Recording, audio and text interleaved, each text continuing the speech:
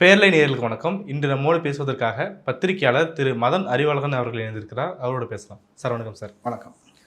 இன்னைக்கு தாவேகாவுடைய 2வது மாநில மாநாடு நடந்துச்சு. அதை தொடர்ந்து விஜய் அவர்களும் பேசியிருந்தார். அதில் பல்வேறு விஷயங்களை பேசியிருக்கிறாரு. அதிமுகவும் பாஜகவையும் திமுகவையும் சொல்லி விமர்சிச்சிருக்கிறாரு. ஒட்டுமொத்த பேட்டி எப்படி பார்க்குறீங்க? அது பேட்டி இல்லை, உரை. முதல்ல அதில் எனக்கு என்னென்னா, விஜய் வழக்கமாக 3 நிமிஷம் பேசுவார். இந்த முறை வந்து 30 நிமிஷம் பேசியிருக்கிறாரு. ஆனால் 3 நிமிஷம் பேசும்போது என்ன கண்டென்ட் இருக்குமோ அதே கண்டென்ட் தான் அதில் இருந்தது. மற்றபடி அதிமுகவை திட்டுறேன், பிஜேபி திட்டுறேன் அப்படின்றதெல்லாம் அதில் ஒன்றும் அப்படி திட்டின மாதிரி இல்லை. அவர் வந்து பிஜேபியை பற்றி கெஞ்சிறாரு. நீங்கள் கொள்கை எதிரி பிஜேபி அப்படின்னு சொல்கிறாரு இல்லையா? கொள்கை எதிரின்னா என்ன கொள்கையில் நீங்கள் எதிராக இருக்கிறீங்க அப்படின்னு ஒன்று சொல்லணும். இஸ்லாமியர்களுக்கு எதிராக செயல்படுறாங்கன்னு சொல்லி அது மட்டும்தான் அவங்க இதுவா? பிஜேபின்றது இஸ்லாமியர்களுக்கு எதிரி, அவ்வளோதானா? இதான் அவங்க புரிதல்னா நீங்கள் உங்கள் கட்சிக்கு தொண்டர்களை விட நீங்கள் பாவம். ஏன்னா அவங்க வந்து சனாதனத்தை அரியணையில் ஏற்றணும், மனு தர்மத்தை ஆட்சியில் கொண்டு வரணும், மனு தர்மம் இந்த நாட்டின் சட்டமாக மாறணும் அப்படின்னு சொல்கிறாங்க. பார்ப்பனிய மேலாதிக்கத்தை மறு கட்டுமானம் செய்வது என்பது தான் இந்துத்துவா. எங்கெல்லாம் சனாதன தர்மம் அழிந்ததோ அங்கெல்லாம் வந்து மதமாற்றம் நடந்திருக்குது. பிற சித்தாந்தங்களுக்கு மக்கள் ஆட்பட்டு போயிருக்கிறாங்க. சனாதன தர்மம் அழிந்து போயிருக்கிறது. மதமாற்றம் தேசிய அபாயம் அப்படிலாம் வந்து அவங்க அதை வச்சு சொல்லிட்டு இருக்கிறாங்க. ஸோ அடிப்படையிலேயே அவங்க வந்து மனிதகுல விரோதி. அந்த விஷயத்தை சீமான் வந்து ஓரளவு அடிக்கடி சொல்கிறாரு, தவிர உண்மையாக இருக்கிறாரு இல்லையோ, அது உண்மையிலே மனிதகுல விரோதி. அவர்கள் பார்ப்பனர் பணியாக்கள் தாண்டி அந்த 3% தாண்டி மீதி 97% மக்களுக்கும் அவர்கள் எதிரானவர்கள். அவர்கள் தங்களை வலதுசாரிகள்னு பிரகடப்படுத்திக்கிறாங்க. ஒரு போலியாக கூட நான் இடதுசாரின்னு சொல்கிறது இல்லை. வலதுசாரின்னா யார்? முதலாளி, மன்னர், ஜமீன்தார், பண்ணையார், இந்த மாதிரி சுரண்டும் வர்க்கத்தின் பிரதிநிதி நான் அப்படின்னு ஒரு கட்சி அறிவிச்சுக்குது.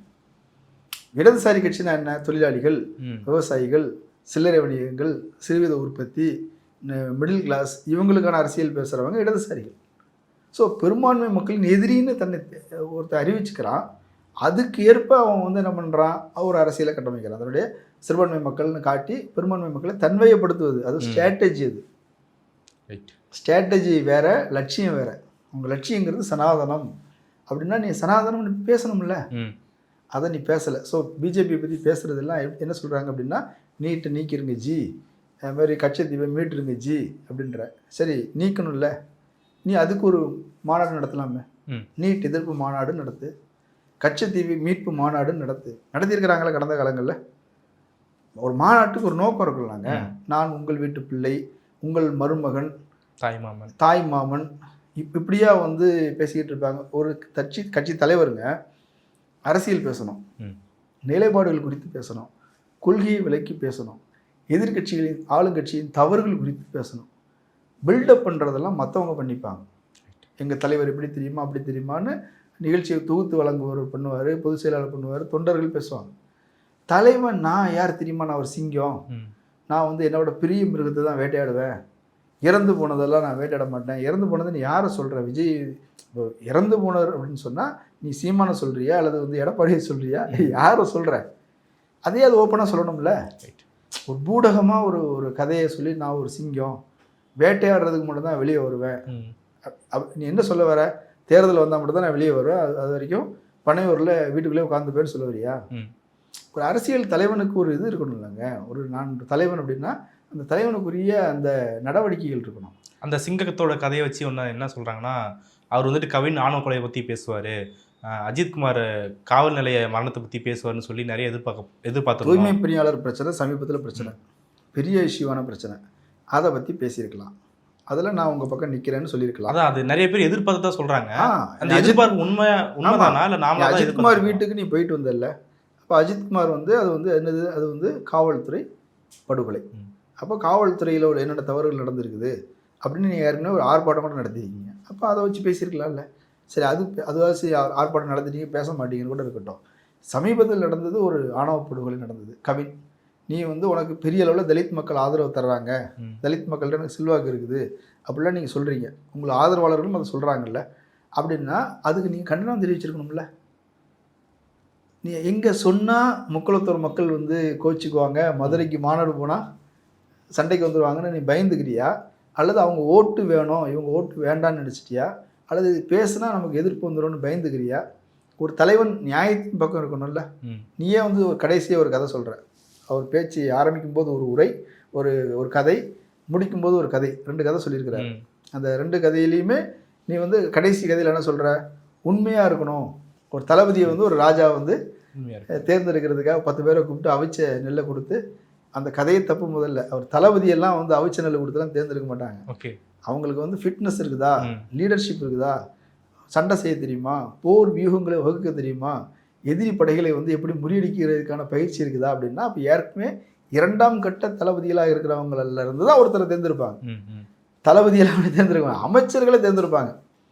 அந்த தளபதி கதை வந்து தளபதியை ரெஃபரன்ஸ் பண்ணுறதுக்காக, தன்னை தளபதினு சொல்லிக்கணுங்கிறதுக்காக. நான் தான் ஆரம்பத்தில் சொன்னேன், அவர் வந்து தன்னை ப்ரொமோஷன் பண்ணுறது, ட்ரெய்லர் மாதிரி ஒரு பாட்டு மாதிரி ப்ரொமோஷன் பண்ணுவாங்கள்ல படத்துக்கு, அது போலவே பேசிக்கிட்டு இருக்கிறார். நீயே உன்னை பற்றி பெருமையாக பேசிக்கிட்டு இருந்தேன்னா எதிரில் ஒருக்கும் சிரிச்சிருவான். நீங்கள் எதிரில் இருக்கிறவங்க இவர் பேசுகிறத கேட்டுக்கிட்டு இருந்தாங்களா? நான் கேட்குறேன், தெரியாமல் தான் கேட்குறேன். நான் தொலைக்காட்சியில் பார்த்தேன், விஜய் ரேம்ப் வாக் முடிஞ்ச உடனே ஒரு பெரும் கூட்டம் வெளியே போயிடுச்சு. வெளியே போயிடுச்சுன்னு என்ன, விஜய் பேசி முடிக்கிற வரைக்கும் போய்கிட்டே இருக்குது. அவர் பேச்சு கேட்குறதுலாம் யாரும் வரல. அவர் பேசுகிறதுலேருந்து நாங்கள் சில விஷயம் கற்றுப்போன்னு சொல்கிறதுக்கும் யாரும் தயாராக இல்லையான்னு தெரியல. அதில் ஒன்றுமே இல்லைன்னு அவங்களே நினச்சிட்டாங்களான்னு தெரியல. இவர் பேசுகிறதெல்லாம் கேட்கல. சீமான் கிண்டல் பண்ணது அப்படியே எனக்கு சீன் மாதிரி வந்துச்சு. விஜய் பேசிக்கிட்டு இருக்கிறா அப்படியே, இவங்க டிவிக்கேன்னு கத்திக்கிட்டு இருக்கிறாங்க. எந்த தலைவர் பேசும்போதாவது இந்த மாதிரி கத்துறதை பார்த்துருக்கீங்களா? இவங்க கத்திக்கிட்டு இருக்கிறாங்க.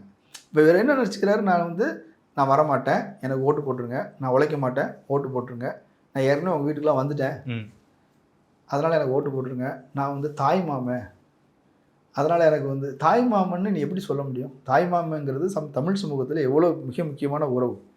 அதுக்கு ஒரு கடமை இருக்குது. அது வந்து மதிப்பு மிக்க இடம் மட்டும் இல்லை, அதுக்கு செய்முறை இருக்குது. நல்லது கெட்டதுக்கு போகணும். இந்த மாநாடு நடக்கிறதுக்கு முந்தின நாள் இந்த மாநாட்டுக்கு வந்து கொண்டிருந்த ஒரு நபர் இறந்து போயிட்டார். வர்ற வழியிலே இறந்து போயிட்டார். ஏதோ உடல்நிலை சரியில்லை, அதை தண்ணி குடிக்கும்போது இறந்துட்டதாக சொல்கிறாங்க. இன்னொருத்தர் வந்து பேனர் கட்டும்போது கரண்ட்டு கம்பி பட்டு அவர் இறந்து போயிருக்கிறார். போன மாநாடு நடக்கும்போது போல் கிட்டத்தட்ட 6 பேர் இறந்தாங்க. ஒரு இத்தனை பேர் பலி கொடுத்து ஒரு மாநாடு நடத்திடுறீங்க, அதுக்கு ஒரு இரங்கலாவது தெரிவிக்கணும்ல. போன மாநாடு தெரிவிச்சிருந்தார்ல, அது 4 நாள் கழிச்சு 4 நாள் கழிச்சு நீங்களும் நானும் பேசினதுனால, சமூக ஊடகங்களில் தொடர்ந்து அதை பற்றி விமர்சனம் வந்ததுனால அதுக்கப்புறம் நீங்கள் செஞ்சீங்க. நேரில் கூட போகலை. சரி, நேரில் போகலை இருக்கட்டும். அவர் புஷி ஆனந்த் அங்கே போய் பேசுகிறாரு, தளபதி சொன்னதுனால நான் வரேன். தளபதி வீட்டு வேலைக்காரரா நீங்கள்? நீ கட்சியுடைய பொதுச் செயலாளர். என் கட்சிக்காரன் இறந்துருக்கிறேன், நான் வந்திருக்கிறேன், அப்படி தானே சொல்லணும். அப்படி தானே சொல்லணும். நீ கட்சியுடைய மிக முக்கியமான பொறுப்பில் இருக்கிறல்ல, தளபதி சொன்னார் நான் வந்தேன் அப்படின்னு வந்து போய் பேசுகிறீங்க. 4 நாள் கழித்து இரங்கல் தெரிவிக்கிறீங்க. இப்போ இது ஒரு மனித மாண்புங்க. சரி, நீ இரங்கல் தெரிவித்தா கூட சங்கடம் வந்துடும், அதை மறைச்சிட்டு அப்புறம் கூட பேசிக்கலாம் அப்படின்னா குறைந்தபட்சம் சொல்லணும்ல. வாகனங்களில் இப்படி வரும்போது கவனமாக வாங்க, இந்த மாதிரி விபத்து நடந்ததுங்கிறது வந்து ரொம்ப வருத்தமாக இருக்குது, இதெல்லாம் தவிர்த்துக்குங்க. எனக்கு ரொம்ப அது ஒரு நாடகம் மாதிரியாவது நடித்தா, நீ நடிகன் தானே, ஒரு நடிப்பாவது செய்யலாம்ல. அப்படியும் இல்லை. அங்கே அங்கே அங்கே உங்கள் கட்சிக்காரன் அல்லது உன் தொண்டை, உன் ரசிகன் 2 பேர் செத்து போயிருக்கிறான், நீ வெற்றி திருவிழான்னு கொண்டாடிக்கிட்டு இருக்கிற. யார்கிட்டே கவலை இருந்ததா? இறந்தவர்கள் நினச்சி கவலை இருந்ததா? உனக்காக தானே செத்தான், உனக்காக பேனர் கட்டி தானே செத்தான். அதுக்காகவாவது ஒரு கவலையாவது இருந்ததா யார்ட்டையாவது? யார்ட்டையும் கவலை இல்லை. அவங்க அதை எதை பற்றியும் கவலைப்படுற மாதிரி இல்லை. ஓகே, எனக்கு ஓட்டு போட்டுருங்க, நான் ஜெயிச்சிருவேன், 2026 வந்து நான் ஜெயிச்சிருவேன், நான் வந்து நல்லவன், உயிராக இருக்கிறேன். அந்த இடத்துல தான் வந்துட்டு தன்னை வந்து மக்கள் கூட இன்னும் ரொம்ப தொடர்புபடுத்தி பேசுறது இல்லை. தாய்மாமன்னு பேசுறது, ரத்த உறவுன்னு பேசுறது. சீமானை விட ஒருத்தர் பேசிட முடியுமா? சித்தப்பாம்பாரு, மாமாம்பாரு, வேல்நாச்சியார் எங்கள் பாட்டிம்பாரு, ஔவையார் எங்கள் பாட்டிம்பாரு. யார் எதிர்கட்சி அல்லது மனிதகுல விரோதின்னு சொன்னக்கூடிய பிஜேபியிலேருந்து ஒருத்தர் வராரு, தலைவராக வராரு, நயனார் நாகேந்திரன். மாமா அப்படின்ட்டாரு. அதிமுக திராவிடத்தை ஒழிப்பேன்னுவார், அதிமுக சித்தப்பா அப்படிம்பாரு. திமுக எங்கள் பங்காளி எல்லாரும் அப்படின்றாரு. அதை விடவா உறவாக பேசிடுறாரு. இல்லை, 234 தொகுதியிலே விஜய் தான் நிற்கிறாருன்னு சொல்லி ஓட்டு போடுன்றது அது மக்கள் கூட ஒரு நெருக்கத்தை உண்டு பண்ணாங்க. இதெல்லாம் ஏற்கனவே நிறைய பேர் பேசியாச்சுங்க. எம்ஜிஆர் ஏற்கனவே பேசிட்டார், எல்லா தொகுதியிலும் நானே நிற்கிறேன் அப்படின்னு நினச்சி ஓட்டு போடுங்க அப்படின்னு சொல்லியிருக்கிறாரு. ஜெயலலிதா சொல்லியிருக்கிறாங்க, அந்த வீடியோ கூட இருக்குது, பாருங்க. எல்லா தொகுதியிலும் நானே நிற்கிறேன் என்று நினைத்து ஓட்டு போடுங்க. அது வெற்றி ஃபார்முலா மாறி இருக்குல்ல. அது எல்லா கட்சியும் சொல்லுவாங்க. அப்படி சொல்லி ஜெயிச்சதும் இருக்குது, அப்படி சொல்லி தோத்ததும் இருக்குது. அதனால் அதெல்லாம் இல்லைல்ல. நீ என்ன வேலை செஞ்ச, ரசிகர்கள் ஓட்டு போடுவான் அல்லது ஓட்டு போடாமல் போவான். உன்னை பார்க்க, நீ பேசுறது கூட கேட்குறது தயாரெல்லாம் வெளியே போயிருக்கிறான். குடும்பமாக வாங்கன்னு சொல்லிட்டீங்க, வந்தாங்கல்ல, அவங்க இருக்கிறதுக்கு தங்குறதுக்கு ஒரு பந்தலாவது போட்டு வச்சிங்களா? காலையிலே வெயில், காலை ஒரு 9 மணிக்கெல்லாம் வெயில் ஆரம்பிச்சிருச்சு. நேரம் போக போக வெயில் அதிகமாக இருக்குது. எல்லோரும் நைட்டே வந்து தங்குங்கன்னு நீங்கள் சொல்லிட்டீங்க. எல்லோரும் பஸ்ஸு காரெல்லாம் எடுத்துகிட்டு வந்து நைட்டு வந்து தங்கிட்டாங்க. சரி, ஏதோ அங்கே இருக்கிறத வச்சுட்டு தங்கிட்டாங்க. காலையில் எழுந்திரிச்சு டாய்லெட் போகணும்ல, தண்ணி இருந்ததா? அங்கே பிரச்சனை நடக்குது. குண்டர்ஸ் இருக்கிறாங்க, யார் அவங்களுடைய பவுன்சர்ஸ் இருக்கிறாங்க. அவங்க வந்து தலைமை சொன்னால் தான் தண்ணி விடுவேன்றான். எப்போ இதுக்கு கக்கூஸ் போகிறது? நீங்கள் என்ன சொன்னீங்க, பில்டப் பண்ணீங்க? உலகத்தில் எந்த மாநாட்டிலையும் இது போல் தண்ணி டேங்கு வச்சதில்லை, பம்பு செட்டு வச்சதில்லை, இத்தனை பைப்பு வச்சதில்லை, அப்படி இப்படி. நீங்கள் பைப்பு வச்சியா, தண்ணி வச்சியா? கக்கூஸ் போகிறதுக்கு தண்ணி இல்லைங்க, குடிக்கிறதுக்கு தண்ணி இல்லை. அந்த டாய்லெட்டுக்கு மேலே கட்டி வச்சுருக்கிற அந்த டேங்க் இருக்குல்ல, அதுலேருந்து தண்ணி வருதான்லாம் போய் பார்க்குறாங்க குடிக்கிறதுக்கு. அதுக்கும் தண்ணி இல்லை. அப்புறம் வெயில் ஏற ஏற தாங்க முடியல, தண்ணீர் பற்றாக்குறை அப்படின்னு ஆயிடுச்சு. அதுதான் ட்ரோனை வந்துட்டு தண்ணிக்கெல்லாம் தூக்கி போட்டாங்கல்ல. தண்ணி தொளிச்சாங்க, தண்ணி கேன் தூக்கி போட்டாங்க, ஆளுக்களை வச்சு தூக்கி போட்டாங்க. எதுவுமே ஒரு மனுஷன் இன்னொரு மனுஷனுக்கு கொடுக்குற மாதிரி இல்லையே. ஓகே, நீ என்ன கடவுளா? வானத்திலிருந்து மழையாக பொழிகிறதுக்கு பிச்சைக்காரனுக்கு கூட இப்படி போடுவாங்கங்க. தூக்கி தூக்கி வீசுகிறான், பார்த்தீங்களா இல்லையா? சாப்பாடு பிரச்சனை பெரிய பிரச்சனை ஆயிடுச்சு. சாப்பாடு வந்து இருக்கிறதுலே ஒஸ்ட்டுன்றான். 70 ரூபா கொடுத்து சாப்பாடு வாங்கிக்கோன்றான். பிரியாணின்னு சொல்லி கொடுத்துருக்குறாங்க, அது குஸ்கா. சரி, குஸ்காவோடு இருக்கட்டும், வெஜ் பிரியாணின்னு கூட இருக்கட்டும். 70 ரூபாய்க்கு அதுக்கு ஒர்த்து வேணும்ல. நல்லா இல்லைன்னு ஒன்று, சரி நல்லா இல்லை, சாப்பாடு வேண்டாம், வேறு ஏதாவது கூழாவது குடிக்கலான்னா கூழுக்கு வந்து ஃபுல்லாக தண்ணி ஊற்றி வச்சுருக்குறாங்க. 40 ரூபான்னு விற்கிறாங்க. அநியாய விலை. இது கட்சி மாநாட்டில் இப்படி செய்யலாமா? கட்சி மாநாட்டில் வர்றவங்களுக்கு அவங்களே சாப்பாடு கொடுப்பாங்க. இதான் நம்ம பார்த்துருக்குறோம். திமுக மாநாடு, அதிமுக மாநாடு, மதிமுக மாநாடு, எல்லார் மாநாட்டிலையும் பார்த்துருக்குறோம். அதுக்கு கட்டணம் வாங்கிப்பாங்க. ஒரு நபருக்கு இவ்வளோ, ஒவ்வொரு தொகுதி உண்டு, ஒவ்வொரு தொகுதியிலையும் வந்து வட்டம், மாவட்டம், கிளை, அது இதுன்னு உண்டு. இத்தனை பேரை கூட்டு வரீங்க, ஒரு நபருக்கு இவ்வளோ, அது அவங்க பொறுப்படுத்துவாங்க. அதுக்கு நாங்கள் சாப்பாடு ரெடி பண்ணி கொடுத்துருவோம். இதான சிஸ்டம். இது கம்யூனிஸ்ட் கட்சியிலேருந்து அவங்கெல்லாம் கார்பரேட்டரை வசூல் பண்ணியே கொடுத்தாங்க, தொண்டர்கள்ட்ட தான் வசூல் பண்ணுறாங்க. அவங்க கார் வச்சுட்டு வர்றவன் ஒரு 500 ரூபா கொடுக்க மாட்டான்னா? 5 பேர் வராங்க காரில், 4 பேர் உட்கார்றது, ஒருத்தர் டிரைவர்னு கூட வச்சுப்போம். 5 பேர் வராங்க, 5 பேருக்கு சாப்பாட்டுக்கு ஆளுக்கு 100 ரூபா கொடுக்க மாட்டானா? ஒரு நல்ல சாப்பாடு போட மாட்டிங்களா? அவங்கெல்லாம் பிச்சை எடுக்கிறதுக்கு வந்திருக்கிறாங்களா? அவனை மதித்து பார்க்கறதுக்குன்னு எங்கேருந்துலாம் வந்திருக்கிறான். கேரளாவிலேருந்து வந்திருக்கிறான், கர்நாடகாவில் வந்திருக்கிறான், எல்லா பக்கத்துலேருந்து வந்திருக்கிறான்ல. அவனுக்கு ஒரு நல்ல சாப்பாடு கொடுக்கணுங்கிற எண்ணமே இல்லையே. இதில் அங்கே லோக்கலில் உள்ள மக்கள் அவங்க சின்ன சின்ன கடைகள் வச்சு அவங்க பார்சல் போட்டு அவங்க சேல்ஸ் பண்ணுறதுக்கு உள்ளே வந்திருக்கிறாங்க. அவங்கள அடித்து விரட்டியிருக்கிறாங்க. 5000 ரூபா கொடுத்தா தான் உள்ளே இருக்கணும் அப்படின்னு சொல்லி 10 பேர் போய் மிரட்டி, சும்மா இல்லை, வெள்ளை வேஷ்டி வெள்ளை சட்டை, தோளில் கட்சி துண்டை போட்டுட்டு, நான் லோக்கல், நான் தான் செயலாளர், நீ எனக்கு 5000 ரூபா கொடுத்தா தான் நான் உள்ளே விடுவேன் அப்படின்னு சொல்லி ஆளுங்களை வச்சு, பவுன்சரை வச்சு வெளியே விரட்டி விட்டுக்கிறாங்க. அவங்க வருத்தப்படுறாங்க. இது வரைக்கும் நான் எத்தனையோ கட்சி மாநாடுகள் நடந்திருக்குது, அத்தனை இடங்களுக்கு நான் போய் வந்து சாப்பாடு வியாபாரம் பண்ணியிருக்கிறோம். பார்சல், இது புளியோதரை, தக்காளி சாதம், தயிர் சாதம், என்னவோ அதை போட்டு நாங்கள் விற்றுருக்குறோம், சாப்பாடு வச்சு விற்றுருக்குறோம். எங்களை இது வரைக்கும் 5000 கூட 10,000 கூட யாருமே கேட்டதில்லை, மிரட்டினது இல்லைன்றாங்க. அவங்கள வந்து மிரட்டி வெளியே அனுப்பியிருக்கிற. சரி, அப்போ நீயாவது ஒழுங்காக கொடுத்துருக்கணும்ல. அவன் காசு கொடுத்து வாங்கி சாப்பிட்றதுக்கு தயாராக இருக்கிறான், நீயாவது ஒழுங்காக கொடுத்துருக்கணும்ல. ஒரு பசியில் இருக்கிறாங்க, நல்ல சாப்பாடு இல்லை, வெயில் அதிகமாக இருக்குது, தண்ணி கூட இல்லை, அவன் சுற்றி எங்கேயுமே கடை இல்லாமல் பார்த்துக்கிட்ட, எங்கெங்கெல்லாமோ அலைகிறாங்க சாப்பாட்டுக்கு. இதுதான் வந்து ஒரு மாநாடு நடத்துகிற லட்சணமாக? பகலில் நீ மாநாடு நடத்துகிற, 6 மணிக்குள்ளே முடிச்சுட்டு போகணுன்னு நினைக்கிறேன். 6 மணிக்கு பிறகு நீ என்ன பண்ணுறியோ பண்ணிட்டு போ, அவன் பர்சனலாக நாங்கள் தலையிடலை. ஆனால் அந்த பகல் நேரத்தில் நடத்துகிற அப்படின்னா அதுக்கு ஒரு பந்தல் போடணும்ல. 100 கோடி செலவு பண்ணி மாநாடு போடுறவங்களுக்கு ஒரு பந்தல் போட முடியாதா? எந்த கட்சியுமே பந்தல் போட்டது இல்லையா? சலவை தொழிலாளர்கள் மாநாடு நடத்துகிறாங்க, பந்தல் போட்டுக்கிறாங்க. துப்புரவு தொழிலாளர்கள் மாநாடு நடத்திருக்கிறாங்க, பந்தல் போட்டுக்கிறாங்க. பட்டியல் சாதியினர் அமைப்புகள் அவங்க மாநாடு போட்டுக்கிறாங்க, கூட்டம் நடத்திருக்கிறாங்க, பந்தல் போட்டுக்கிறாங்க. சாதாரண மனிதர்கள் கூட சின்ன சின்ன கூட்டங்களுக்கு கூட பந்தல் போடுறாங்க. நீங்கள் உங்களுக்கு என்ன பந்தல் போடுறதுல என்ன பிரச்சனை? அந்த மொட்டை வெயிலுக்குள்ளே அத்தனை பேரும் கையில் குழந்தையோட வாங்க, குடும்பத்தோட வாங்கன்னு வர சொல்லிட்டீங்கல்ல. கை குழந்தை வச்சுக்கிட்டு ஒவ்வொருத்தர் என்ன பாடுபட்டாங்க. ஒரு இடத்துல இருந்து இன்னொரு இடத்துக்கு போக முடியலங்க, எல்லா பக்கமும் அடைச்சி வச்சுருக்கிறாங்க. 10 அடி 5 அடி உயரத்துக்கு வந்து கம்பி வச்சு அந்த இது போட்டு வச்சுருக்கிறாங்க, அதில் கிரீஸை தடவி வச்சுருக்கிறாங்க. அது மேலே ஏறி போகிறதுன்னா எவ்வளோ சிரமம். அதையும் தாண்டி ஏறி வந்துடலாம், வேறு வழி இல்லைல்ல. வெயில் அதிகமாகிடுச்சிங்க, தாங்க முடியல. சேரை தூக்கி தலையில் வச்சுக்கிறாங்க. அதுக்கப்புறம் கீழே விரிப்பு இருக்குல்ல, நீங்கள் யோசிச்சு பாருங்கள், யாராவது நல்லா குளிச்சுட்டு நல்ல வெள்ளை சட்டை ஒரு நல்ல நிகழ்ச்சிக்கு வந்திருக்கிறோம், நல்ல வெள்ளை சட்டை வெள்ளை வேஷ்டி துண்டுன்னு போட்டுட்டு அந்த மண் புழுதி, அது வந்து கிராமப்புறம், அது மண் புழுதி, அதில் போட்டுக்கிட்டு விரிப்பு எடுத்து வச்சுக்கிட்டு மேலே பந்தல் மாதிரி போட்டுக்கிட்டு உட்காந்துக்கிட்டு இருக்கிறாங்க அப்படின்னா அதுக்கெல்லாம் என்ன தான் நீங்கள் வந்து அது யோசிச்சிங்களா? ஒரு நிர்வாக திறமைன்னு உங்களுக்கு யார்ட்டையுமே இல்லையா? ஒரு மாநாடு நடத்துறதுன்னா எப்படி நடத்துறதுன்னு உங்களுக்கு சொல்கிறதுக்கு ஆளே கிடையாதா? எந்த அறிவுமே உங்களுக்கு கிடையாதா? விலங்குகளை கூட அப்படி செய்யக்கூடாதுங்க. விலங்குகள் அப்படி செய்வோமா நம்ம? அதுக்குன்னு ஒரு கொட்டகை போட்டு வைப்போம்ல, ஒரு பந்தல் போட்டு வைப்போம்ல, ஒரு மரநிழலாவது இருக்கும்ல. எதுவுமே இல்லை. 2 லட்சம் பேர் அங்கே வெயிலுக்குள்ள கிடக்கிறாங்க, உங்களுக்கு பெருமையாக இருக்குது எனக்காக காத்து கிடக்கிறாங்க அப்படின்னு. ஆனால் அவனுக்கு அதை பார்க்குற நமக்கு சிறுமையாக இருக்குது. என்னடா அவன் ஒரு தலைவனா, இது ஒரு கட்சியா, தன்னுடைய சொந்த உன்னை வாழ வச்சவன், 30 வருஷமாக வாழ வச்சவன், நீ கோடி கோடியாக சம்பாதிக்கிறதில்ல, அதெல்லாம் அவன் கொடுத்த காசு.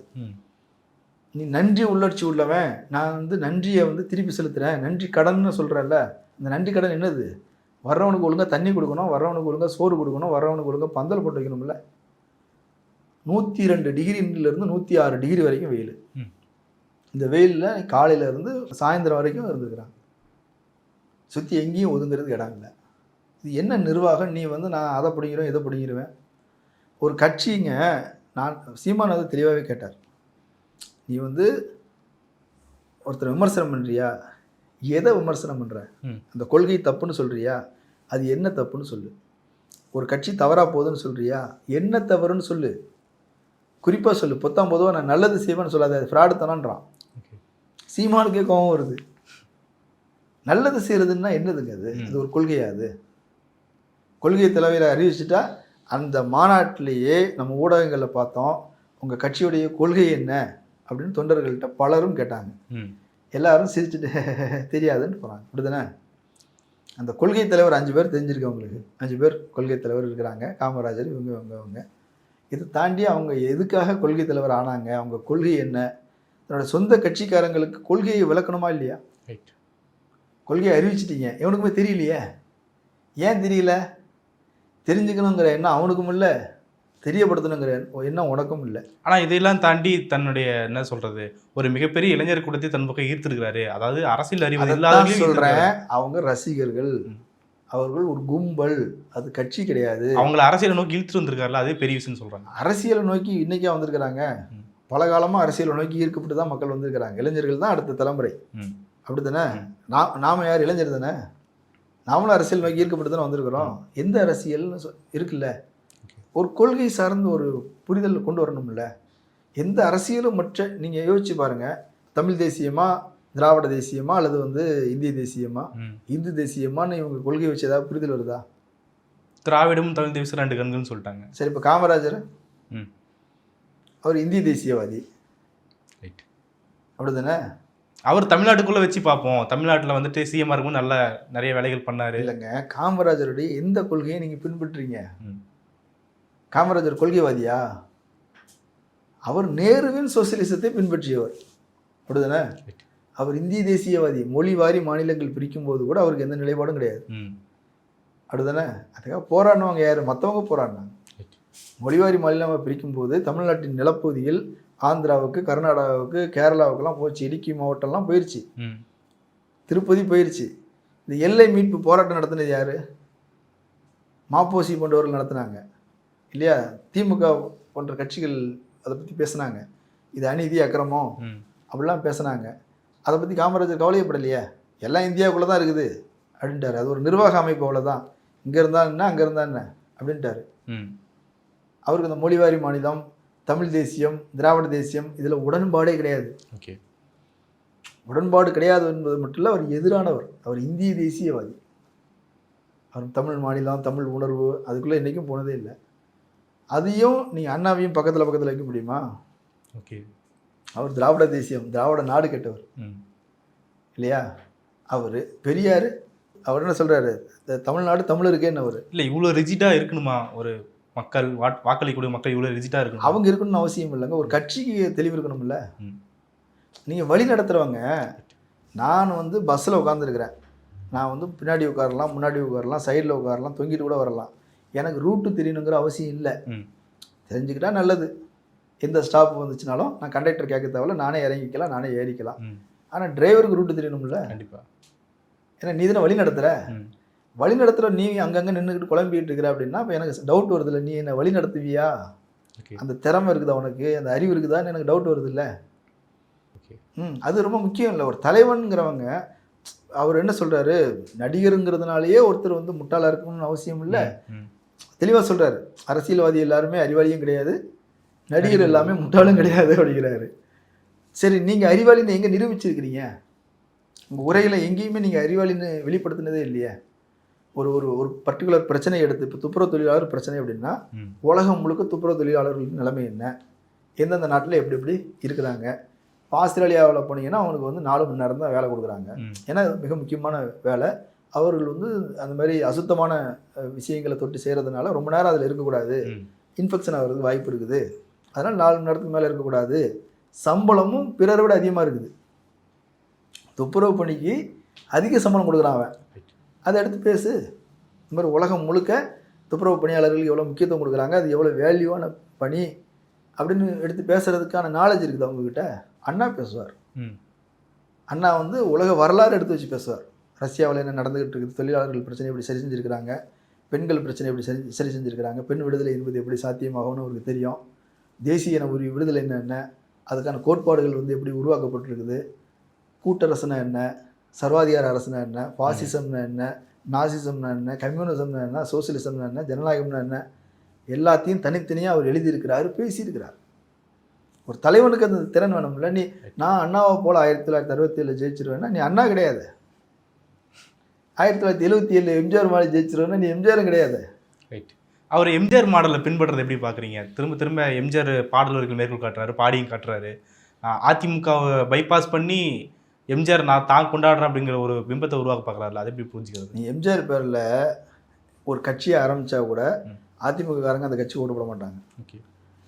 ஆனால் அதிமுக ஓட்டுகள் அவன் ரெட்டலைக்கு தான் போடுவான். அது எல்லாருக்கும் தெரியும். ரெட்டலை எங்கே இருக்குதோ அந்த பக்கம் போயிடணும்னு எல்லாரும் போயிடுவாங்க. ஏன்னா ஓட்டு ரெட்டலைக்கு. ஏன்? எம்ஜிஆர் உருவாக்கின சின்னம் அதுதான். எம்ஜிஆர் கொடுத்த சின்னம், எம்ஜிஆர் கொடுத்த தலைவி, இப்படித்தான் எம்ஜிஆர் கொடுத்த கட்சி அதிமுக. ரைட். இப்படித்தான் அங்கே அதிமுக ஆதரவாளர்கள் இருக்கிறாங்க. அப்போ அப்படிப்பட்டவர்களே இன்றைக்கி அவங்களுடைய மனங்கள் மாறி இருக்குது. நிறைய பேர் திமுக ஓட்டு போட்டுக்கிறாங்க. நான் வந்து பத்திரிகையாளராக மக்களை சந்தித்து அவங்ககிட்டலாம் வந்து பேட்டி எடுத்துருக்கிறேன். ஒரு வீட்டில் சொல்கிறாங்க, இங்கே பாருங்கள், இந்த பக்கம் எம்ஜிஆர், இந்த பக்கம் ஜெயலலிதா, நான் ஸ்டாலினுக்கு தான் ஓட்டு போடுவேன் அப்படின்னு சொன்னாங்க. ஏன் அப்படின்னா, இல்லை எங்களுக்கு கருணாநிதி மேலே தான் கோவம், ஸ்டாலின் மேலே எங்களுக்கு கோவம் இல்லை, அவர் நல்லது பண்ணுறாரு. நீங்கள் பெண்களுக்கு பாதுகாப்பு இல்லை நீங்கள் பேசுகிறீங்க அப்படின்னா அதுக்கு நிறைய டீட்டெயில்ஸ் எடுத்து கொடுக்குறாங்க. இந்தியாவிலேயே அதிகம் பெண்களுக்கு பாதுகாப்பு உள்ள மாநிலம் தமிழ்நாடு. அதில் முதல் 5 நகரங்கள் எடுத்துட்டீங்க அப்படின்னா முதல் இடத்துல சென்னை இருக்குது, 3ஆவது இடத்துல கோவை இருக்குது. சரியா? அப்போ அதன் பொருள் என்ன? இந்த 2 தான் மிக முக்கியமான நகரங்கள். 2 மிக முக்கியமான நகரங்கள் தமிழ்நாட்டில் இருக்குது. அப்போது நகரங்களில் தான் பாதுகாப்பின்மை குறைவாக இருக்கும். பாதுகாப்புங்கிறது குறைவாக இருக்கிறது எங்கே? நகரத்தில் தாங்க தான் பாப்புலேஷன் அதிகமாக இருக்கும். கிராமப்புறத்தில் அப்படி இல்லை. யாராவது ஒரு பிள்ளைய யாராவது டிஸ்டர்ப் பண்ணுறாங்கன்னா மொத்த பேரும் சேர்ந்துப்பாங்க, ஊர் சேர்ந்துக்கும். நகரத்தில் அப்படி இல்லை. 4 பேர் போகிறாங்கன்னா யாரையும் டிஸ்டர்ப் பண்ணுறாங்கன்னா நமக்கு இது கம்முன்னு போயிடும். அங்கே அப்படி இல்லை, கூட்டமாக இருப்பாங்க. அப்போ நகரத்தில் பாதுகாப்பான நகரம்ல ஆதாரங்கள் சொல்லுது, நிறுவனங்கள் சொல்லுது. அப்போ நீங்கள் பாதுகாப்பு இல்லைங்கிறது எது சொல்கிறீங்க? சட்ட ஒழுங்குன்னா நீங்கள் என்ன புரிஞ்சு வச்சுருக்கிறீங்க? ஓகே. மணிப்பூரில் சட்ட ஒழுங்கு சரியில்லை, அதானே? குஜராத்தில் மோடி அந்த கலவரம் நடந்த நேரம் இருக்கு இல்லையா, அதான் சட்ட ஒழுங்கு சரியில்லாமல் போகிறது. இல்லை, இங்கே கொலை நடக்கிறது, ஆணவ கொலைகள், அது சட்ட ஒழுங்கு இல்லை, அது வந்து கிரைம். முதல்ல வந்து குற்றம் நடப்பது என்பது வேறு, சட்ட ஒழுங்கு சரியில்லைங்கிறது வேறு. சட்ட ஒழுங்கு சரியில்லை அப்படின்னா மக்கள் தங்களுக்குள்ளே அடிச்சுக்கிட்டு கிடப்பாங்க, கலவரங்கள் நடக்கும், அங்கங்கே தீ வைக்கிறது, சாதி மோதல்கள், மத மோதல்கள் இப்படி நடக்குது இல்லையா. இதுதான் சட்ட ஒழுங்கு சரியில்லை. சட்ட ஒழுங்கு என்ன? சட்டத்தின் கீழே ஆட்சி நடக்குது. அப்போ அங்கே குற்றம் நடக்குதா, குற்றத்தின் மீது நடவடிக்கை எடுக்கிறாங்களா இல்லையான்னு தான் பார்க்கணும். குற்றம் நடக்கிறதுக்கு ஆளும் கட்சி பொறுப்பு இல்லை, ஆளும் அரசும் பொறுப்பு இல்லை. அது சமூகத்தில் உள்ள பிரச்சனை. சமூகத்தில் உள்ள பிரச்சனைன்றது என்னது? இது ஒரு முதலாளித்துவ சமூகம், இது ஒரு சுரண்டல் சமூகம், இது ஒரு சாதிய சமூகம், இது வந்து பல்வேறு இன மத மொழி பாகுபாடு உள்ள சமூகம், தீண்டாமை இருக்கிற சமூகம். இதன் காரணமாக இதுக்குள்ளேயே நிறைய முரண்கள் இருக்குது. இது ஒரு ஆணாதிக்க சமூகம், பெண்களை அடிமைப்படுத்துகிற சமூகம். அப்போ அதனால் கொலைகள் நடக்குது, நடக்கும்ல கண்டிப்பாக. அப்போ அதை மாற்றுறதுக்கு நீ கொள்கை வச்சிருக்கிறியா? கம்யூனிசம்னு ஒரு கொள்கை வச்சிருக்கிறியா? சுரண்டலற்ற, ஏற்றத்தாழ்வற்ற, தீண்டாமையற்ற, பாகுபாடற்ற, இன மொழி பேதமற்ற ஒரு சமத்துவ சமூகத்தை படைப்பது என்னுடைய லட்சியம் அப்படின்னு நீ சொல்றியா? பிறப்புக்கும் எல்லா உயிருக்கும்ன்றாங்க. அது வேறங்க, அது திருவள்ளுவர் சொல்லியிருக்கிறாரு. நீ என்ன சொல்ற? ஓகே, பிறப்புக்கும் எல்லா உயிருக்கும் அப்படின்னா நீங்கள் அப்படி என்ன செஞ்சிட்டீங்கன்னு கேட்குறேன். அப்போ இந்த ஒட்டுமொத்த மாட்டிலேருந்து நம்ம எடுத்துக்கொள்ள வேண்டிய விஷயம் எதுவுமே இல்லைன்னு சொல்கிறீங்க? எதுவுமே இல்லை. இது வந்து ஒரு ஆடியோ லான்ச். விஜய் வந்து ஒரு பாட்டு பாடியிருக்கிறார். உங்கள் விஜய் வரேன் வரேன்னு ஒரு பாட்டு பாடியிருக்கிறார். அவர் வரேன்னு 2 வருஷமாக சொல்லிட்டு தான் இருக்கிறார், வரல. ஆனால் அந்த ஆடியோ லான்ச்சுக்காக ஒன்று பண்ணியிருக்கிறாங்களே தவிர மற்றபடி எங்கேயாவது 1.5 மணி நேரம் மாநாடு நடக்குமா? ஆர்ப்பாட்டமே 1.5 மணி நேரம் நடக்குங்க. இவங்க ஆர்ப்பாட்டத்தை 3 நிமிஷம் நடத்துகிறாங்க, மாநாட்டை 1.5 மணி நேரம் நடத்துகிறாங்க. ஓகே, மாநாடுலாம் 2 நாள் நடக்குங்க. நான் வந்து பல மாநாடுகள் பார்த்துருக்குறேன். அதிமுக மாநாடு, மதிமுக மாநாடு, திமுக மாநாடு, பல மாநாடுகள், சிபிஐ மாநாடுகள் நடந்திருக்குது. இதெல்லாம் 1 நாள் 2 நாள் நடக்கும். முதல் நாள் வந்து கருத்தரங்கம், கவியரங்கம், அப்புறம் வந்து பேச்சரங்கம், என்னவோ பல்வேறு அறிஞர்கள், சிந்தனையாளர்கள், கொள்கையாளர்கள் சில அறிக்கைகளை வந்து வைப்பாங்க, சில விஷயங்கள் விவாதிப்பாங்க, பேனல் போட்டு பேசுவாங்க. ஆமாம், 2 தரப்பாக நின்று பட்டிமன்றம் நடக்கும். அன்றைய சமூக பிரச்சனையை குறித்து ஒரு பட்டிமன்றம் நடக்கும். குறைஞ்சபட்சம் தன் தலைவருடைய சிறப்பு வச்சாது பட்டிமன்றம் நடக்கும். இப்போ கலைஞருடைய வந்து எது சிறப்பானது? இப்போ வந்து அவர் வந்து எழுத்தாற்றலா, பேச்சாற்றலா, நிர்வாக திறமையா அல்லது இலக்கிய திறமையா, ஏதோ ஒன்று அப்படி நடக்கும். முதல் நாள். 2வது நாள் வந்து கட்சிக்காரங்க பேசுவாங்க. கீழே இருந்து ஒவ்வொருத்தராக ஒரு விஷயமா நடக்கும். இறுதியாக தலைவர் பேசுவார். 2 நாள் மாநாடு நடக்கும். நீ 2 நாள் வேண்டாம், 1 நாள் வேண்டாம், அரை நாளாவது ஒரு மாநாடுன்னு சொன்னதுக்காவது. பொதுக்கூட்டம் 4 மணி நேரம் நடக்குதுங்க. கண்டிப்பாக. நீங்கள் வைகோ 2 மணி நேரம் பேசுவார், கலைஞர் 2 மணி நேரம் பேசுவார், நாஞ்சில் சம்பத்தி 2 மணி நேரம் பேசுவார். அப்போ முக்கியமான தலைவர்கள் பலர் வராங்க அப்படின்னா நிறைய பேர் பேசுவாங்க. அன்றைக்கி முன்னாடிலாம் மாநாடு அல்லது பொதுக்கூட்டம், சும்மா சொல்கிறேன், 7 மணி 8 மணிக்கு தான் ஆரம்பிக்கும், 2 மணி 3 மணி வரைக்கும் போகும். விடிய விடிய கூட்டம் நடக்கும். சரி, அப்படி கூட வேண்டாங்க, ஒரு 6 மணிக்கு ஆரம்பிச்சுட்டு ஒரு 9 மணி வரைக்கும் பேசியிருக்கலாம்ல. யாருமே பேச்சாளர் இல்லையா உங்கள்கிட்ட? எதுவுமே பேசுறதுக்கு உங்களுக்கு இல்லையா? இது தலைமையோட புரிதல் தன்மை இல்லை அப்படின்னு சொல்லி பார்க்குறதா, இல்லை கூட இருக்கிறவங்க வந்துட்டு சரியாக வழிகாட்டல அப்படின்னு பார்க்குறேன்? அவராலே அவ்வளோ நேரம் உட்கார முடியாதுங்க. நீங்கள் யோசிச்சு பாருங்கள், ஒரு தலைவன் ஏசி கேரவன் வச்சுக்கிட்டு, அவங்க அப்பா அம்மா ஒரு கேரவனில் இருந்துக்கிறாரு, இவங்க ஒரு கேரவனில், இவங்க தலைவர்கள் ஒரு கேரவனில் ஏசியில் சேஃப்டியாக இருந்துக்கிட்டு, அவங்க கட்சிக்காரங்கெல்லாம் வெயிலில் உட்கார வச்சுக்கிட்டு இறக்கமே இல்லாமல் உட்காந்துட்டு இருக்க முடியுது. இவன் எப்படி ஸ்டேஜில் வந்து அவ்வளோ நேரம் இருக்க முடியும்? அறக்க பறக்க முடிச்சுட்டு ஓடுறாங்க. நீ வந்து கட்சியுடைய தேர்தல் பரப்புரை பொதுச் செயலாளர் ஆதவ அர்ஜுனா எவ்வளோ நேரம் பேசினார்? 5 நிமிஷத்துக்கு கீழே. சரி, சிடி நிர்மல்குமார் எவ்வளோ நேரம் பேசினார்? அது 5 நிமிஷத்துக்கு கீழே. புஷி ஆனந்த் பொதுச் செயலாளருங்கிறதுக்காக எதாவது பேசலாம்ல. ஏதோ ஒரு விஷயம், பர்டிகுலராக ஒரு விஷயத்தை ஐடென்டிஃபை பண்ணி இந்த மாதிரி ஒரு பிரச்சனை, எத்தனை பிரச்சனைகளை பேசியிருக்கலாம், ஆளுங்கட்சிக்கு எதிராக எத்தனை விஷயங்கள் எடுத்து பேசியிருக்கலாம், விவாதிச்சிருக்கலாம். முதல்ல எதிர்கட்சி என்ன இப்படி நடந்துக்கணும்னு கூட தெரியல உங்களுக்கு. கலைஞருடைய எதிர்கட்சி அனுபவம் இருக்குல்ல, சொல்லுவாங்க 13 வருஷம் கூப்பிலே இருந்தாங்க, எம்ஜிஆர் இருக்கிற வரைக்கும் இவங்க வந்து சிஎம் கனவே காண முடியல அப்படின்னாங்க. ஆனால் அந்த 13 வருஷம் ஒரு கட்சி அழிஞ்சு போயிருக்கணும். கண்டிப்பாக இல்லையா? அதில் அவர் மறுபடியும் ஜெயிச்சு, மறுபடியும் தோற்று, மறுபடியும் ஜெயிச்சு, மறுபடியும் தோற்று, மறுபடியும் ஜெயிச்சு, அவர் இறந்து போயிட்டார். ஸ்டாலின் மறுபடியும் ஜெயிச்சு வந்திருக்கிறார். அடுத்த முறையும் ஜெயிப்பார். ஒரு கட்சியை உயிர்ப்போட வச்சுக்கிட்டு இருக்கிறது எப்படி அப்படின்றத அவர் கற்றுக் கொடுத்துட்டு போயிருக்கிறார். எதிர்கட்சியாக ஸ்டாலின் இருந்தபோது எப்படி இருந்தது தேர்தல், அரசியல், எவ்வளோ பரபரப்பு. ஒவ்வொரு விஷயங்களுக்கும் அவர் அறிக்கை வரும், கருத்து சொல்லுவாங்க, பேசுவாங்க, கூட்டம் போடுவாங்க, ஆர்ப்பாட்டம் நடக்கும், பொதுக்கூட்டம் நடக்கும், கண்டன கூட்டம் நடக்கும், கருத்தரங்கம் நடக்கும். எத்தனை நீங்கள் திராவிடம் 2.0 அப்படின்னு ஒன்று ஒரு கான்செப்ட் அடிச்சு வராங்க. இன்றைய காலகட்டத்துக்கு பொருத்தமாக திராவிட அரசியலை மக்கள்கிட்ட கொண்டு போய் சேர்க்கணும், அறிவுத்துறையில் அதை வந்து ஒரு தாக்கத்தை ஏற்படுத்தணும் அப்படின்னு சொல்லி தமிழ்நாடு முழுக்க கூட்டங்கள் போட்டாங்களா இல்லையா? அறிவுஜீவிகள், சிந்தனையாளர்கள், பேச்சாளர்கள், திராவிட கொள்கை பின்னணி கொண்டவர்கள், இவங்களெல்லாம் வச்சுக்கிட்டு சின்ன சின்ன அரங்க கூட்டம், ரொம்ப பேர்லாம் இருக்க மாட்டாங்க, 100 பேர், 200 பேர், 300 பேர். அப்படி எவ்வளோ வேலைகள் செஞ்சாங்க. நீங்கள் என்ன தான் பண்ணுறீங்க எதிர்கட்சி? நாங்கள் தான் எதிர்காலத்தில் டிவிகே வர்சஸ் டிஎம்கே தான், அது எல்லாரும் சொல்லலாம். அப்படி தான் சொல்லியிருக்கிறாங்க. மதிமுக வரும்போது அப்படி தான் சொல்லிச்சு, நாங்கள் தான் மாற்று. அப்புறம் பாமக வரும்போது சொல்லியிருக்கிறாங்க, விஜயகாந்த் வரும்போது சொல்லியிருக்கிறாரு, எல்லாரும் சொல்லுவாங்க. அதுக்கு நீ என்ன பண்ணியிருக்கிற? நீ ஒன்றும் இல்லைங்க, அவங்க வந்து பிஜேபியோட அண்டர் டீலிங் வச்சிருக்கிறாங்க. இதுதான் நீ சொல்லிட்டு இருக்கிற.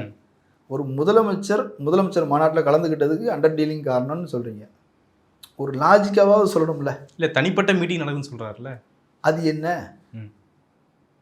அதில் நீங்கள் உங்கள் ஆள் போய் எதை பார்த்துட்டு வந்தாங்க, ஏதாவது வீடியோ எடுத்திருக்கீங்களா, ஏதாவது ஆதாரம், அந்த டீலிங் என்ன நடந்துச்சு உங்களுக்கு தெரியுமா? ஆனால் நமக்கு தெரியும்ல, விஜய் வீட்டில் ரெய்டு நடந்ததுக்கு பிறகு தான் விஜய் வந்து அரசியலுக்கு வராரு. அது நமக்கு தெரியும் தானே. விஜய்க்கு வந்து கட்சியை பதிவு செஞ்சு கொடுத்தவர்கள்லாம் பிஜேபி ஆளுங்க, ஆர்எஸ்எஸ் ஆளுங்க, இது எல்லாருக்கும் தெரியும் தானே. புஷி ஆனந்த் பிஜேபியோட நெருக்கமாக இருந்தவர் தானே. ஆதவ அர்ஜுனாவுடைய மாமனார் பிஜேபிக்கு நன்கொடை கொடுத்தவர் தானே, நெருக்கமாக இருந்தவர் தானே. நிர்மல்குமார் ஆர்எஸ்எஸ் பிஜேபி ஐடிவியோட மிக முக்கியமான ஆள், அதன் தலைமை பொறுப்பில் இருந்தவர். இவங்களெல்லாம் கூட வச்சுக்கிட்டு நீங்கள் வந்து யாரை குறை சொல்கிறீங்க? இன்றைக்கி இந்தியா கூட்டணிங்க மிக முக்கியமான பிரச்சனையை கையில் எடுத்து போராடிட்டு இருக்குது. இது எஸ்ஐஆர் பீகாரில் வந்து 65 லட்சம் பேரை வந்து வாக்காளர் பட்டியலில் நீக்கியிருக்கிறாங்க. அது இல்லாமல் தேர்தலை மோசடி செய்து ஓட்டு திருட்டு நடந்து இந்த பிரதமர் வந்து ஜெயிச்சிருக்கிறாங்க அப்படின்னு ஒரு பிரச்சனை போயிட்டு இருக்குது. பரகல பிரபாகர் சொல்கிறாரு 316 தொகுதிகளில் இந்தியா கூட்டணி ஜெயிச்சிருக்கணும், இவங்க ஏமாற்றி இருக்கிறாங்க. அப்போ என்ன நடந்திருக்குது அப்படின்னா, தேர்தல் கமிஷன் மூலமாக இவங்க அதிகாரத்துக்கு வந்திருக்காங்க, மக்களால் தேர்ந்தெடுக்கப்படலை. அப்போ ஜனநாயகத்தை மிகப்பெரிய வந்து ஒரு படுகொலை நடந்திருக்குது, மிகப்பெரிய தேர்தல் மோசடி நடந்திருக்குது. இதை விட ஜனநாயகத்துக்கு வேறு எதுவுமே இல்லை, தேர்தல் தான் உயிர் நாடி. அவ்வளோ பெரிய பிரச்சனை. நீ ஜனநாயகன் படத்தை நடித்து முடிச்சுட்டு இவர் சிஎம் ஆனா கூட தேர்தல் நடக்கணுமே வந்திருக்கிற சிஎம் அரெஸ்ட் பண்ணலான்னு இது கொண்டு வந்திருக்கிறாங்க, அமைச்சர்கள் அரெஸ்ட் பண்ணலான்னு. எவ்வளோ பெரிய ஆபத்து இது, மொத்த எதிர்கட்சிகளையும் முடக்க முடியுமே, அதை பற்றி கூட நீ பேச மாட்டியா? அப்புறம் எதுக்கு நீ ஜனநாயகம்லாம் படம் நடிக்கிற? அது ஏன் ஜனநாயகன் பேர் வைக்கிற? இதை வந்து ஒரு ஜனநாயகத்தை காப்பாற்றுறதுக்கு ஒரு வரப்போகிறாரு, மன்னராட்சியை ஒழிக்க போகிறாரு. மக்களால் தேர்ந்தெடுக்கப்பட்ட அரசு இல்லை இது அப்படின்னு தானே இப்போ நிறுவனமாக இருக்குது. அப்போ அதை கண்டிக்கணும்ல. அவர்கிட்ட போய் நீ கோரிக்கை வச்சுட்டு கெஞ்சிக்கிட்டு இருக்கிற, கச்சத்தீவை கொடுங்க, நீ அதுக்கு என்ன போறன்னு நடத்திருக்கிற. இப்படி பார்த்தீங்க அப்படின்னா எந்த வகையிலையும் ஒரு அரசியல் தலைவருக்குரிய எந்த தன்மையும் இல்லை, அரசியல் கட்சிக்குரிய எந்த தன்மையும் இல்லை. ஒரு தொண்டன்னா ஒரு கட்டுப்பாடு இருக்கணும், அவன் தான் தொண்டன். இங்கே தொண்டர்களே இல்லை, அங்கே குண்டர்கள் இருக்கிறாங்க, இங்கே தொண்டர்கள் இருக்கிறாங்க. குண்டர்கள் தொண்டர்களை அடித்து விரட்டுறாங்க. அப்படின்னும்போது அவங்க என்ன தன்மையில் இருக்கிறாங்க? நீயும் அவனை வந்து தொண்டராக மதித்ததில்லை, கிரீஸு போட்டு வைக்கிற கம்பியில் ஏறி வந்துடுவான் அப்படின்னு. அவனுக்கும் அந்த அறிவு கிடையாது, அது மேலே ஏறிக்கிட்டு தலைவான்னு ஓடி வந்துட்டுருக்கிறான். ஒரு கட்டுப்பாடு இருக்கணும்லங்க. கட்டுப்பாடு இருந்தாலும் கட்சி, ஒரு நிறுவனம்னா அதுக்கு ஒரு ஒழுங்கு இருக்கும்ல. ஒரு ஸ்கூல் அப்படின்னு ஒரு ஒழுங்கு இருக்கும்ல. எல்லாரும் கும்பலாக அங்கங்கே ஓடிட்டே இருந்தாலும் அது ஸ்கூல் கிடையாது இல்லை.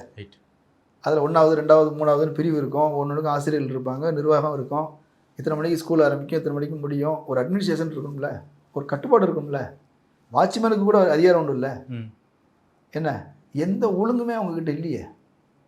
ஓகே, இதில் நான் முதலமைச்சர் ஒருவேளை ஆகிட்டாங்கன்னா அதை விட ஆபத்து வேறு எதுவுமே இல்லை. ரைட். முதல் மாடம் நடக்கும்போதும் பல்வேறு பிரச்சனைகள் இதே மாதிரியான பல்வேறு குளறுபடி நடந்துச்சு, பல்வேறு விமர்சனங்கள் சந்திச்சிருந்துச்சு. ஆனால் அதை விட இப்போ 2வது மாநாட்டுக்கு மிகப்பெரிய வரவேற்பு இருக்குது. அப்போது 2 வருஷம் தாக்கு பிடிச்சி தானே வந்திருக்கிறாரு. நீங்கள் சொல்கிறீங்க ஒன்றிய அரசை விமர்சிக்கலை, சரியாக மோடி பேர் கூட சொல்லலைன்னு சொல்கிறீங்க.